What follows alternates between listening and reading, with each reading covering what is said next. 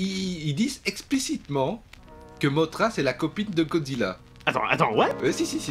Vraiment Si. Genre la copine, la relation amoureuse. Je crois même, ouais. Non, je te jure. Comment ça marche? C'est... Waouh.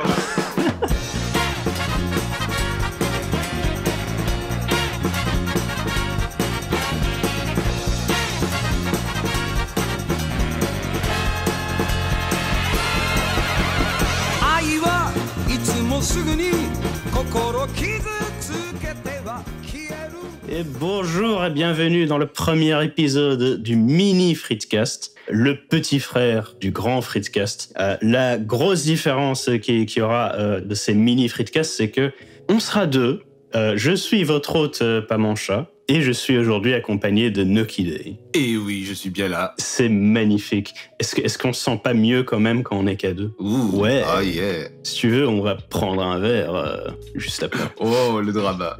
Oui, vas-y. Ok, alors je vais introduire le sujet pour nous échapper de cette thématique, parce que aujourd'hui le sujet n'a rien à voir avec la romance. En fait, on s'était dit qu'on allait faire un petit podcast juste à nous deux, parce que récemment, Nucky Day a vu le dernier film du Monsterverse, Godzilla vs Kong. Je me posais des questions en fait sur le film, et je pense que ces questions sont intéressantes à proposer à nos auditeurs également. Et du coup, Nucky Day s'est dévoué dans sa grandeur d'âme pour répondre à toutes mes questions. Voilà, donc j'ai été le voir. Mon premier ressenti, après avoir vu ce film, c'est un oui, assez faible. Hein. Donc, on va dire, c'est qu'un film, si je dois vendre ce film... En fait, tu me dis que ta réaction, c'est oui, point d'interrogation, en gros. En quelque sorte, c'est que je n'ai rien contre de ce qu'a proposé Adam Wingard, donc le réalisateur du film Godzilla vs Kong, 4e film du Monsterverse. D'ailleurs, tu as vu tous les auautres, d'ailleurs. D'ailleurs, j'ai vu tous les autres, oui, tout à fait. Parce que moi, je sais qu'on avait été voir le Godzilla 2, Roi des monstres, à l'époque où c'était au cinéma, on avait été ensemble. Mm-hmm. Et on avait été un peu moyen sur celui-là. Mais est-ce que le Godzilla vs Kong est meilleur que le Godzilla 2? Alors, dans certains points, il est meilleur, dans d'autres points, il est moins bon. Disons qu'ils sont encore dans une phase de recherche où les réalisateurs essaient d'aborder un peu leur vision artistique et parfois ça se contredit, tu vois. Donc c'est pour ça que, dans ce Godzilla vs Kong, il y a des bonnes choses comme il y a des mauvaises choses, comme dans tout blockbuster, on dirait, mais... Allez, celui-là, il m'a quand même fort plu dans la manière générale de nous présenter en fait un combat de catch pas comme les autres, avec quand même deux combattants au poids très très très lourd. Donc c'est fort sympathique parce que on sentait quand même que le réalisateur n'a pas voulu commencer à se la jouer film d'auteur qui essaie de raconter quelque chose de très important. Non, le but est principalement l'entertainment. Donc on va pas on y reviendra plus tard, mais même tu me disais à part le premier Godzilla, en gros la franchise Godzilla n'a jamais été un truc de film d'auteur, de film très très... En voyant l'affiche, vous savez de quoi vous attendre. Je crois qu'il n'y a pas eu trahison en regardant le film, parce que on va quand même voir des monstres se taper dessus, donc forcément tout le propos qu'il y a un peu derrière, toutes les aventures qu'il y a autour de cette histoire de gros monstres n'est forcément pas très intéressante. Le fait que le film donne ce qu'on est venu voir, c'est-à-dire le gros lézard, il va casser la gueule au gros singe et inversement. Mais c'est les mauvais points dont tu parlais. Quels sont-ils? En vrai, l'histoire qu'il y a autour des gros monstres est vraiment menée comme un prétexte. Mais les gros points que je voulais revenir, c'était vraiment des gros points vraiment sur l'aspect entertainment. Donc, mais donc tu n'as pas été entertained? Mais pas totalement. C'est ça qui est un peu dommage. Mais je pense que la franchise, encore une fois, se recherche dans le style et dans aussi l'impact l'impact émotionnel, parce que moi, je m'accorde sur le fait que l'émotion fait partie de l'entertainment, tu vois. Donc, un film pas... Bah, on s'emmerde, mais voilà, ça fait partie de ce côté, on kiffe le film ou pas. Ouais. Oui, d'accord, mais déjà, j'ai l'impression que parce que plutôt tu avais fait une comparaison avec les films Marvel, mais même au début des films Marvel, ils se cherchaient aussi, ils savaient pas exactement quel ton adopter. Donc, je pense que ça c'est d'office quand tu commences une franchise. En plus, une espèce d'univers où tu comptes lancer des dizaines de films différents. Je sais pas à quel point c'est le cas pour le Monsterverse, parce que je sais pas combien de monstres ils ont exactement.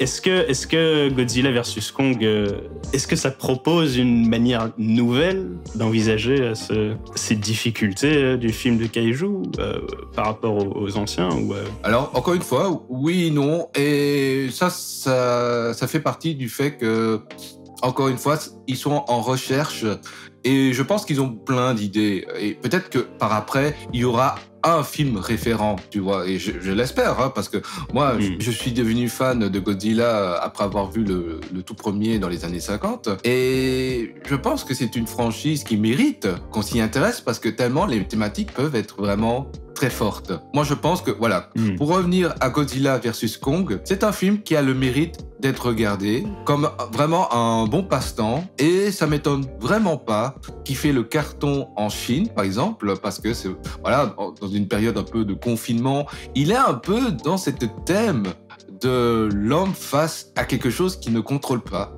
à quelque chose qui est supérieur à lui. Donc voilà, bon.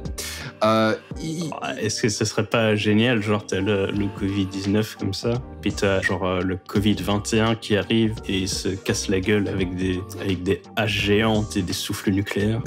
Et puis à la fin, ils sont tous les deux morts et on n'en parle plus. C'est ça qui est vraiment intéressant, c'est vraiment tout l'apport un peu thématique que propose Godzilla, qui est très à l'heure actuelle, hein, parce que c'est vraiment encore cette confrontation de la nature contre l'homme. Est-ce que tu penses que c'est respectueux de la franchise à la base? Tout à fait. Parce que moi, j'ai l'impression que les Godzilla ont un autre ton que ce film. Enfin, de ce que j'ai vu du film, j'ai vu le trailer, mais ça a l'air de vendre un film qui est quand même plus sérieux. Alors, c'est pour ça que je dis bien qu'ils sont respectueux, mais il n'y a pas cette lettre d'amour qu'on pourrait avoir chez le réalisateur, par exemple, de Calamar Catcher. Hein. Non, malheureusement, on n'aura pas ça. Oui, donc en fait, c'est un peu un respect cordial, quoi. Un respect cordial, voilà, tout à fait. C'est pas vraiment le respect. Hein.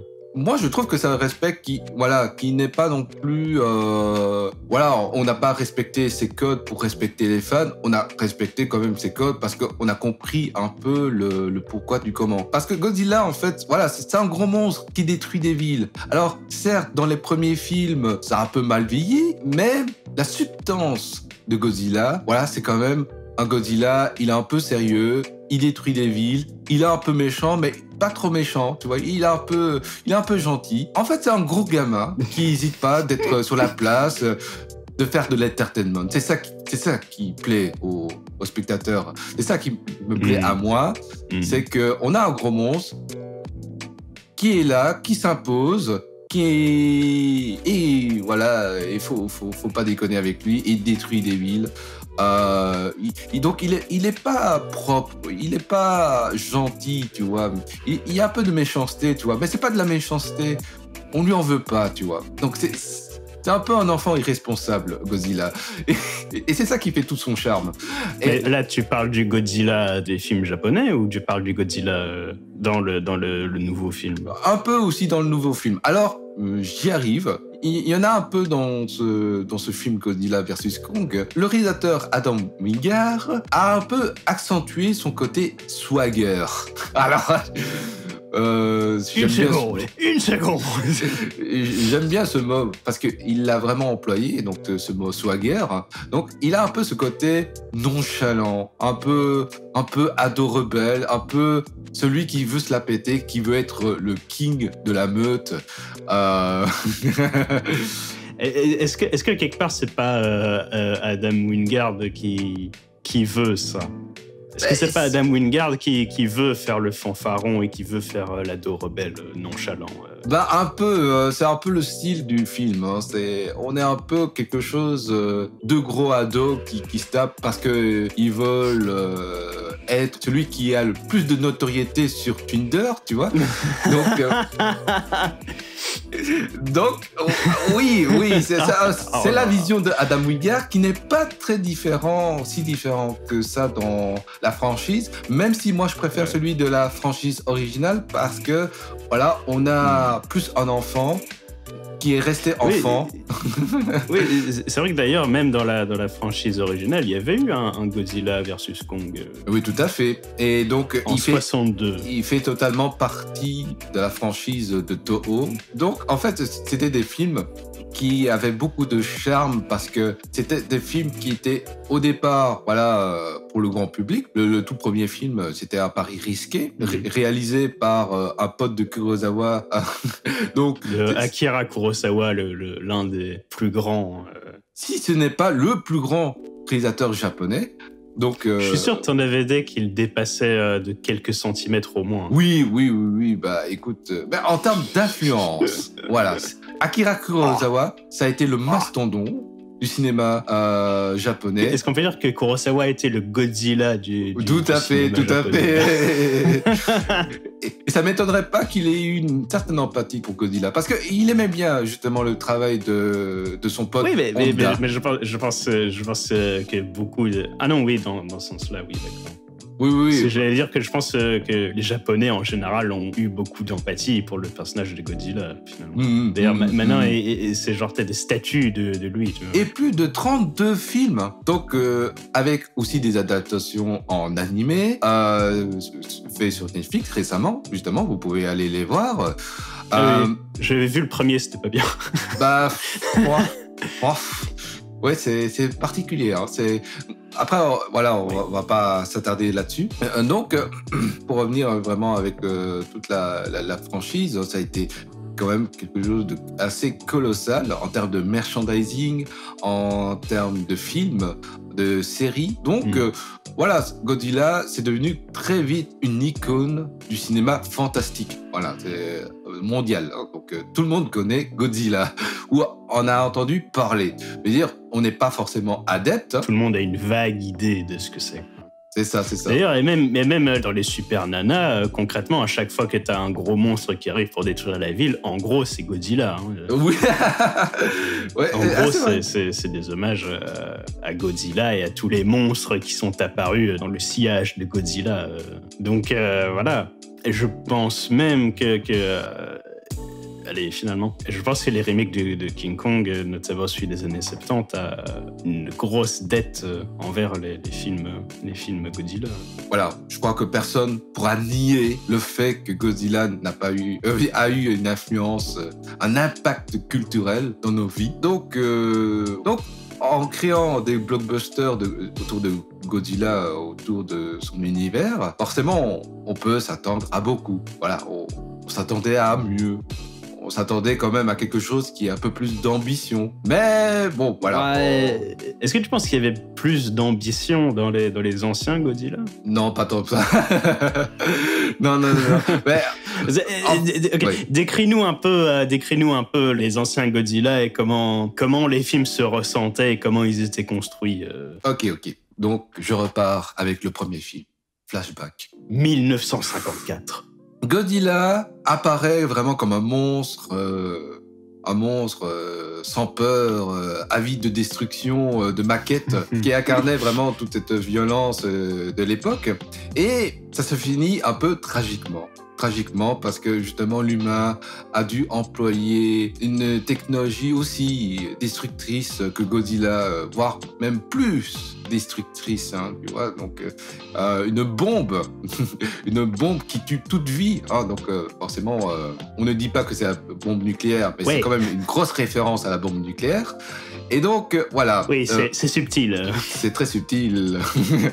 Et donc ça a fait le carton, ça a fait la tournée mondiale. Et la Toho décide de continuer dans cette lancée et donc de faire plein de suites. Et donc, ils se sont dit, ouais, mais on va pas rester sur quelque chose de traumatisant, comme la bombe nucléaire. On va quelque chose un peu plus ouvert à tous, plus pour les enfants. Donc voilà, la franchise s'est destinée un peu plus vers un public plus jeune, avec un délire un peu moins sérieux. Et non, voilà, avant, c'était pas mieux. Donc, on arrive avec des films... Et ça, c'est l'ère Showa de la franchise, c'est ça? Tout à fait. Donc, on arrive donc à l'ère Showa, qui finalement a accentué vraiment tout le côté entertainment, mais sans oublier un peu le côté politique, côté écologique.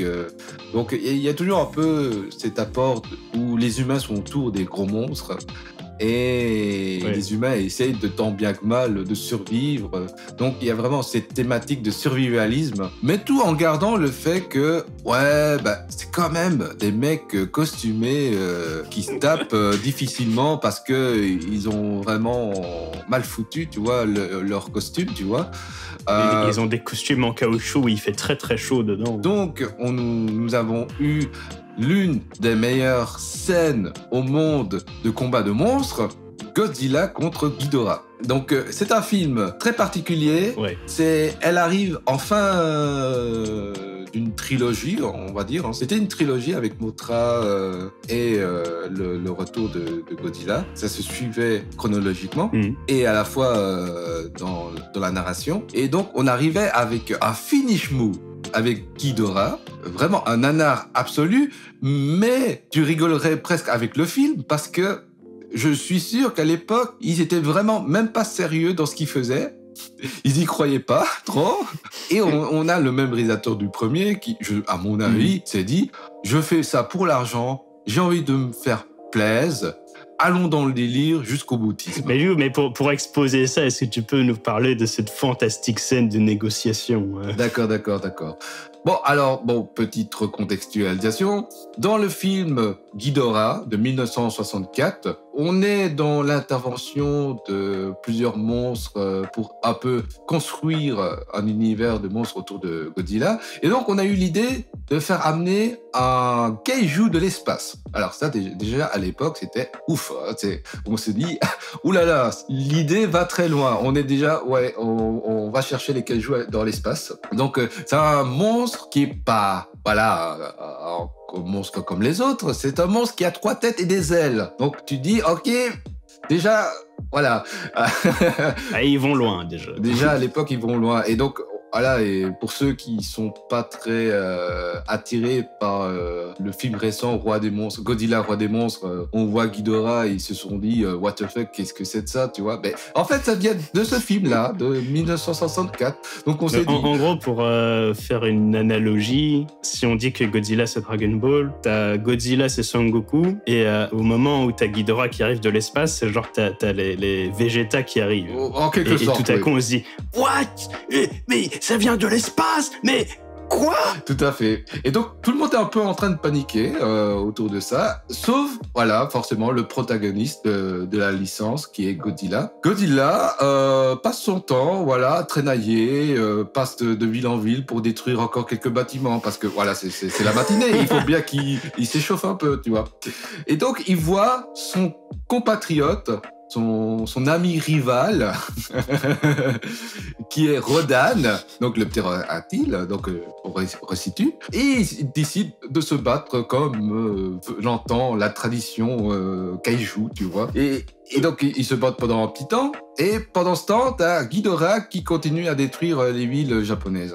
Alors là, quand même, les humains, ils vont pas rester là sans rien faire. Ils se disent, non, on doit faire quelque chose. On sait rien faire contre Ghidorah. La seule chose, c'est appeler d'autres kaijus. Donc, ils vont voir déjà Maman Mothra, qui est malheureusement dans son stade larvaire, toujours. Et donc, Maman Mothra, elle est là. Mais vous savez, les humains, je suis encore une larve. Il faudra peut-être demander à d'autres kaijus. Et c'est là que commence la phase de négociation ultime entre une chenille, un gros lézard vert et un ptérodactyle. Un moment qui est assez incroyable parce que qui a été traduit par des humains qui les écoutent au loin, cachés dans les buissons. C'est ça. Donc, pour donner une idée, c'est genre, il y a les trois monstres dans la vallée, comme ça, qui font des brrrr, comme ça,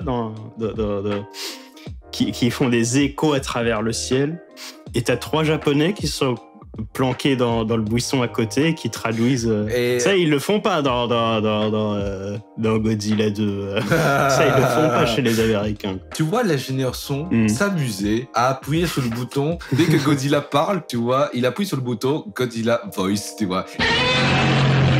Tu vois, à chaque fois, ça. Et puis, dès que t'as Mothra qui parle, bouton Mothra Voice, tu vois. Et t'as oui, parce que je sais, voilà, c'est un papillon. Oui.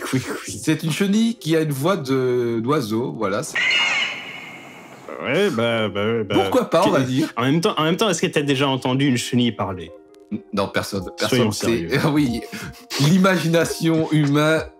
Donc, on a des kaijus qui se parlent, traduits par des humains, et donc on est vraiment dans un moment intime où on se rend compte que ces kaijus, quand même, ils ont des émotions, ils sont pas si différents de nous. Oui, mais en plus, ils se disent quoi exactement? C'est que c'est juste une dispute de territoire. C'est deux enfants à maternelle qui se disputent pour un bout de bois. C'est genre, il y a le bac à sable et il y a les deux enfants d'un côté et de l'autre du bac à sable et qui se disputent. Ils disent non, le bac à sable c'est à moi, casse-toi.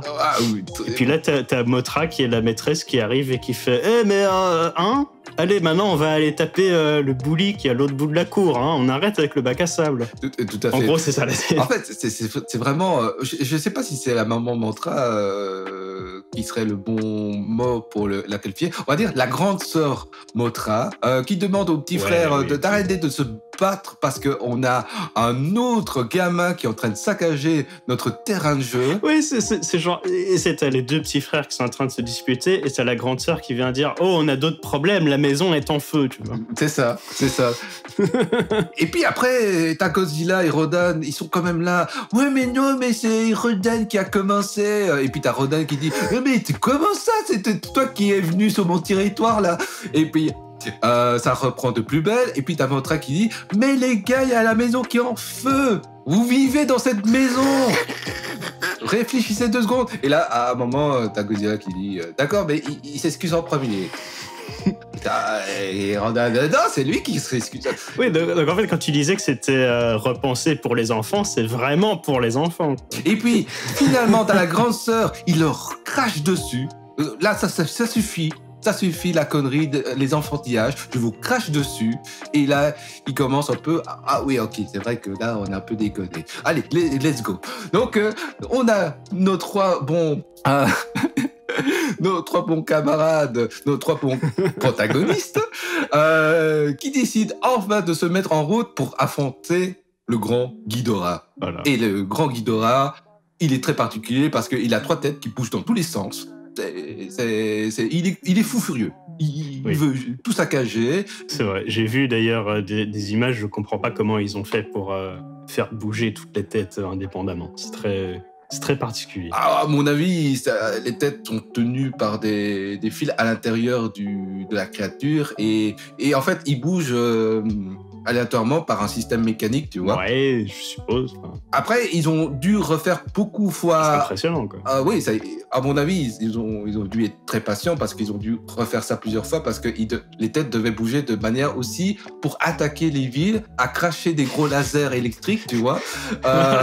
Ça a été un peu le bordel sur le tournage, je pense. Mais voilà, en vrai, ça donne super bien. On a un antagoniste qui est bien vénère. Oui, c'est ce qu'il faut. C'est ce qu'il faut, quoi. C'est l'impertinence du ton du film, plus les efforts techniques. Et les efforts techniques, ouais. Et ça donne un équilibre. Ça donne une recette secrète, tu vois. C'est la recette de grand-mère, tu vois.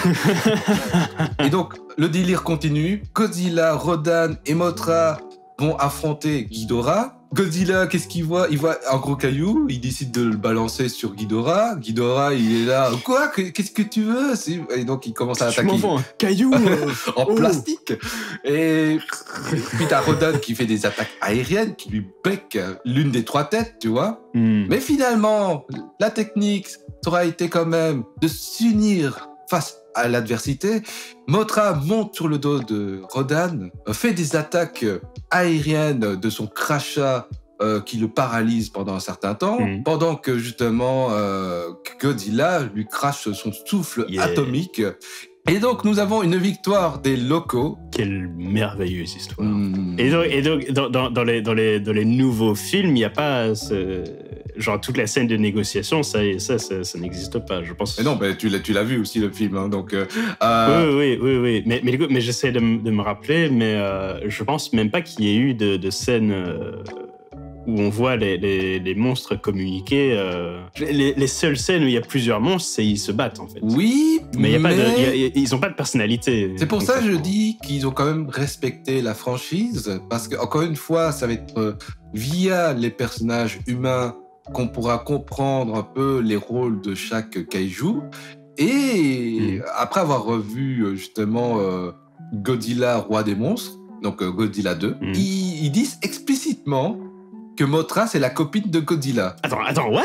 Si. Vraiment? Si. La copine, la relation amoureuse? Je crois même, ouais. Non, je te jure. Comment ça marche? Wow! c'est très... En fait, c'est très... Je vais te dire les mots qu'ils ont utilisés. Donc, vas-y. C'est considéré comme la reine des monstres. Ouais. Et donc, t'as un autre personnage qui dit... Donc, elle et Godzilla, ils sont... ouais, et donc... et puis t'as un autre qui répond... Ouais, mais c'est pas possible, les relations entre espèces.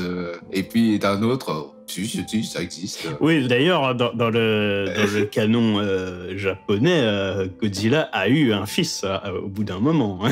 Bon, on sait pas comment, d'ailleurs. Oui, je sais pas qui est son autre parent, mais... Est-ce qu'il a trompé Mothra ? Grande question. Allez voir la suite. Oh là là. C'est vrai que tu regardes une photo du fils de Godzilla, il ressemble pas du tout à Mothra. Hein. Il y a des questions à se poser, tu vois. Voilà, ils ont bien aimé le côté relation entre Mothra et Godzilla parce que finalement, dans toute la franchise, à part dans la version Mothra versus Godzilla, mais Mothra est toujours là un peu comme une alliée de Godzilla, ou alors un personnage qui lui remet un peu le droit dans le chemin, tu vois, qui dit non mais les humains sont quoi? Oui, mais en même temps, dans le Godzilla roi des monstres, je me souviens pas qu'il y ait vraiment plus de développement que ça. Non. C'est genre ce dialogue-là, je m'en souviens pas parce que je me souviens pas des dialogues parce que je m'en fous des dialogues, je suis là pour voir les monstres. Ben en fait, c'est ça qui est... Et concrètement, je pense que c'est une grosse faiblesse des films du Monsterverse, j'ai l'impression, c'est que le drame humain, ils arrivent pas à le rendre intéressant. Non, mais c'est ça sera encore un autre sujet, mais je pense que ça a été un gros problème avec tous les films de Monsterverse.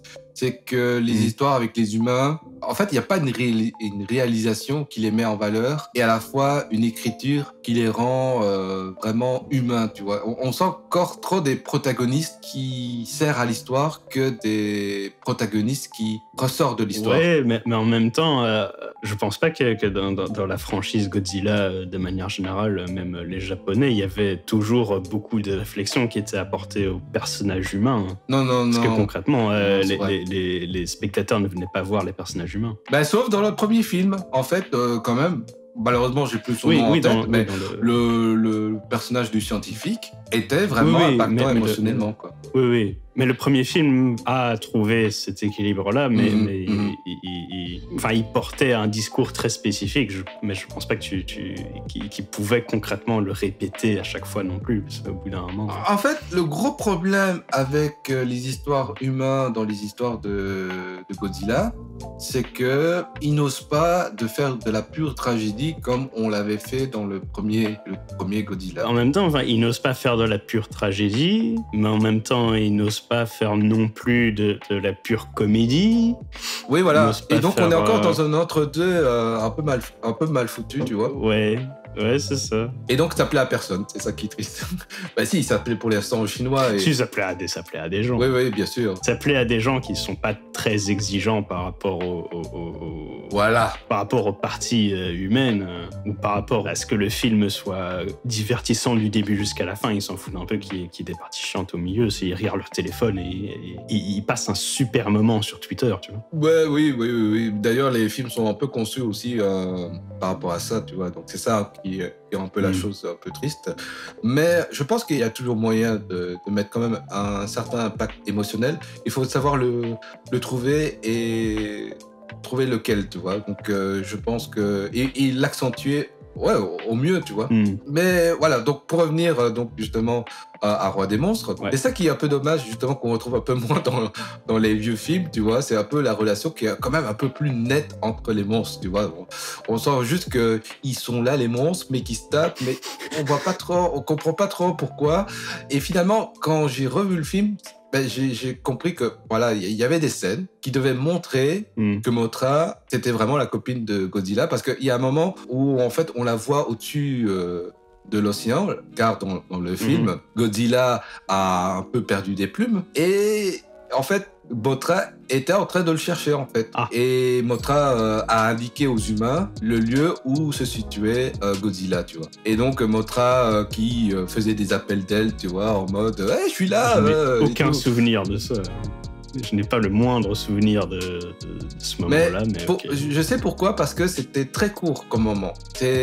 On n'a pas le temps de prendre l'essence de la narration, tu vois. Et c'est ça qui rend les scènes peut-être moins impactantes émotionnellement, tu vois. Parce qu'on a peur du ridicule, encore une fois. Oui. Bah... On n'a pas envie de montrer la relation entre Mothra et Godzilla, alors que tu te dis, putain, mais c'est juste un gros papillon avec un gros lézard, quoi. Alors que, franchement, ils auraient pu, très clairement, parce qu'ils l'ont montré avec très peu de plans, certaines choses, tu vois. Ils auraient pu. D'ailleurs, je sais qu'il existe sur Internet des communautés qui seraient enchantées par l'idée d'avoir des gros monstres qui se montrent un peu plus intimes. Oh non. Ok, on va lancer une fanfic. Oh là là. Non, mais oui, en plus, si les fans adhèrent à ce genre de concept, oui, il y a un truc à... Oui, après, il faut oser, en fait. Il faut oser. C'est un risque, oui, voilà. D'ailleurs, pour revenir encore au film donc Godzilla, Roi des monstres, donc on voit aussi même Mothra qui surprotège Godzilla dans les moments de faiblesse contre le combat de Ghidorah. Ils auraient pu développer une... voilà, en tant que nous, on voit ça, on sait pas trop ce qui se passe, tu vois. Donc, on trouve que c'est même plus une tournure scénaristique que réellement une vraie histoire de relation, tu vois. Oui. Donc, il y a même aussi Rodan, grosse déception. On n'avait pas cette rivalité. Oui, c'est vrai qu'il... Je sais même pas s'il revient, Rodan. Si. Et je me souviens, il revient à la fin. Oui, il revient à la fin, mais comme serviteur. D'accord. Alors que non, c'est faux. Rodan n'a jamais été le serviteur de Godzilla. Mais what the fuck? Non, mais ouais. Parce que je me souviens que de sa première scène où il sort du volcan et il se bat contre Ghidorah. Et après, il me semble qu'il tombe dans l'eau et puis... je me souvenais plus qui revenait après. Si, il revient. Donc, en fait, il s'allie avec Ghidorah. Il se bat contre Godzilla. Et puis, t'as Mothra qui arrive en renfort. Et donc, finalement, c'est un Rodan versus Mothra. Oui, moi, j'aimais bien l'idée. Rodan versus Mothra, tu vois. Ouais, ok, pourquoi pas. Mais après, tu vois, à la toute fin, c'est que Rodan... En fait, même tous les kaijus, ils sont pas là pour servir Godzilla. Tous les kaijus se tapent la gueule comme à la garderie, tu vois, c'est tout. Chacun a son territoire. Et t'as juste Godzilla qui est un peu le plus fort. Voilà. Et lui... c'est juste le mec qui est trop balèze. Ouais, mais c'est ça, mais c'est Dragon Ball en fait. Mais oui, mais c'est juste Dragon Ball. Avec des gros monstres. Avec des gros monstres. Et donc, ils ont amené avec le Godzilla 2, Roi des monstres, un peu ce côté un peu plus... à la Game of Thrones, tu vois, avec la légitimité du roi a été repris, tu vois, parce que t'as un autre roi, un faux roi qui se ramène sur Terre, donc l'extraterrestre, tu vois, et qui essaie de dominer tous les autres kaijus et qui va changer la Terre comme il le souhaite, tu vois. Donc c'est un peu le Scar dans l'histoire, tu vois. C'est ça qui a été un peu la déception. On n'a pas parlé de King Kong du tout, finalement. Non. Mais, On est intéressé par Godzilla plus que King Kong. Mais, c'est la vie. Oui. Écoutez, on a nos préférences. On préfère voir un gros lézard qui lance des lasers thermonucléaires qu'un singe qui se bat avec une hache. Voilà, c'est bon. C'est un choix de vie. Je préfère les lézards ou singes, personnellement. On trouve ça plus stylé que... Ouais, c'est ça. Mais du coup, peut-être pour doucement nous diriger vers la fin du podcast, j'aimerais te poser une dernière question. Quel film de kaiju est-ce que tu recommandes de voir, finalement? Est-ce que tu recommandes plus les films du Monsterverse ou alors les films d'avant? Bon, si je dois faire un résumé de mon avis par rapport au Monsterverse, pour l'instant, je trouve que l'idée n'est pas mauvaise, mais doit être encore beaucoup plus développée. Vraiment beaucoup plus assumer le délire ou alors assumer le sérieux. Mais en tout cas, l'entre-deux, c'est pas très intéressant. Tout simplement. Après, cet entre-deux, je pense, c'est étudié pour coller aux études de marché et aux trucs. Tout à fait. Donc, on parle en termes artistiques, concrètement. Mais voilà, ça se laisse regarder. Donc, moi, je trouve que c'est pas plus mauvais qu'un... Oh là là, est-ce qu'on doit rentrer dans le débat? C'est pas plus mauvais qu'un autre film de blockbuster. Ça vaut ce que ça vaut. Donc je trouve que ça donne quand même pas mal de scènes assez mémorables, même si l'histoire, tu l'oublies assez vite, ça se laisse quand même regarder facilement. Tandis que les vieux films, là, je le conseille principalement aux nostalgiques, aux gens qui aiment bien les vieux films. Voilà, parce que voilà, encore une fois, c'est des vieux films. Ouais, c'est un peu plus compliqué que ça, quoi. Ouais, mais voilà, encore une fois, voilà, les effets spéciaux ont un peu mal vieilli, mais j'aime pas dire ça parce que pour moi, c'est des effets spéciaux qui ont un charme fou, tu vois. Je sais même pas si ça a mal vieilli, c'est obsolète, quoi. Voilà, c'est ça, c'est plus obsolète. Mais c'est obsolète comme genre les trains à vapeur, tu vois. Ah oui. C'est genre, on n'utiliserait jamais un train à vapeur aujourd'hui, parce que c'est genre, c'est vraiment, je sais même pas, c'est juste, c'est obsolète, tu vois. Mais en même temps, tu te dis un train à vapeur, la manière dont ça fonctionne et le voir en train de rouler, c'est cool. Eh ben, j'ai cette impression quand je vois, par exemple, une machine à écrire, une vieille machine à écrire, tu vois. Donc, c'est totalement inutile, on ne l'utilise plus, tu vois. Mais je trouve ça cool, comment ça a été créé, quoi. Tu vois vraiment tous les mécaniques. Il y a quelque chose de très mécanique. Tu trouves ça cool de voir ça fonctionner, quoi. Voilà, tout à fait. Encore une fois, on retombe en enfance dans ces films, dans ces vieux films de Godzilla. Et je pense que c'est des films qui méritent d'être vus, rien que pour parfois ces scènes d'une puissance nanardesque ultime.